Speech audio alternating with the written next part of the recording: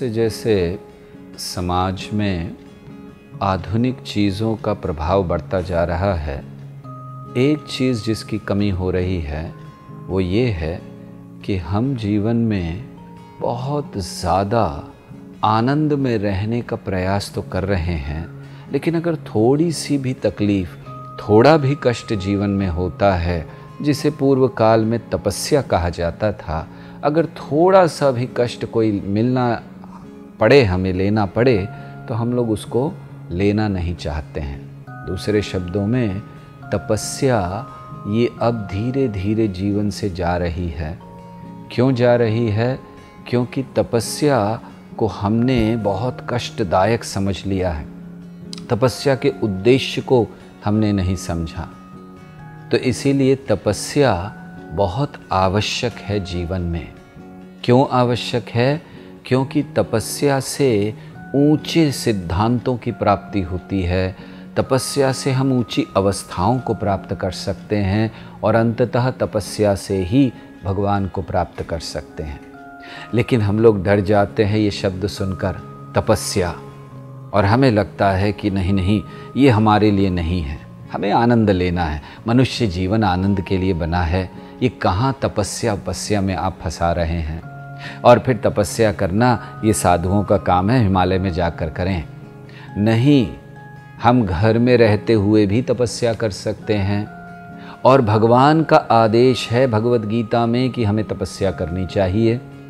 कौन सी तपस्या हमें करनी चाहिए और किस उद्देश्य से? वैसे तपस्या है क्या?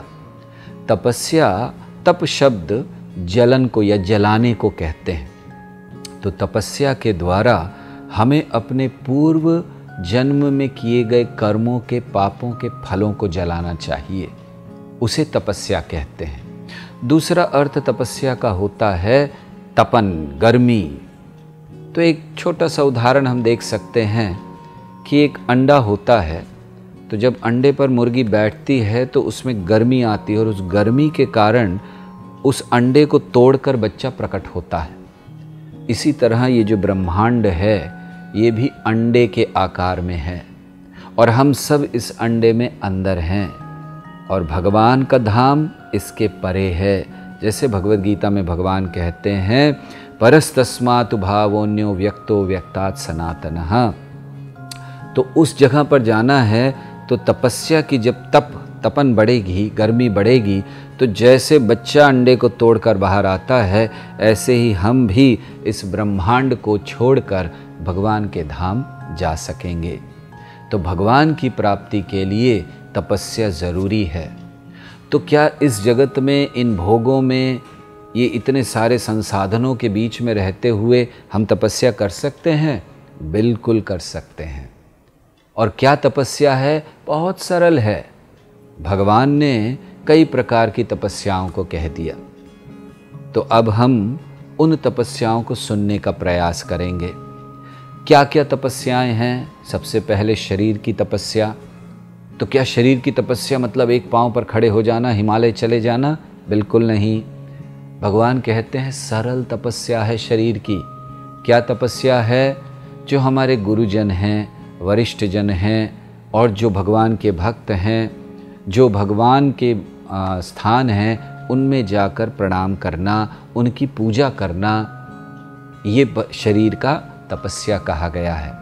तो शरीर की तपस्या है कि हम सबको प्रणाम करें, पूजा करें, और साथ ही साथ शुद्ध रहना, साफ सफाई, साफ सुथरा रहना, ब्रह्मचर्य का पालन करना, कोई ऐसे गलत कार्य नहीं करना जिससे मन में पाप की भावना आ जाए।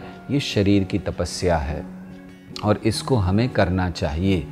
तो जब हम शरीर की तपस्या करते हैं तो इस तपस्या के द्वारा शरीर शुद्ध होता है, और फिर भगवान की भक्ति के लिए तैयार हो जाता है। जितना हम भोगों में पड़ते हैं केवल कष्ट होता है। भगवद गीता में भगवान कहते हैं, यही संस्पर्शचा भोगा दुख योनय एवते आद्यंतवंत कौन्तेय न तेषु रमते बुधा। कि ये जो संस्पर्श से उत्पन्न होने वाला सुख है, ये दरअसल बुद्धिमान लोग इसमें आनंद नहीं लेते। क्यों? क्योंकि इसका प्रारंभ है और इसका अंत है। सच्चा सुख है भगवान की सेवा में, और उसके लिए हमें तपस्या करनी चाहिए शरीर की। अगली बार हम सुनेंगे कि मन की तपस्या क्या है और वाणी की तपस्या बहुत महत्वपूर्ण। हरे कृष्णा। ऐसे ही और भक्तिमय कार्यक्रमों के लिए देखिए हरे कृष्णा टेलीविजन।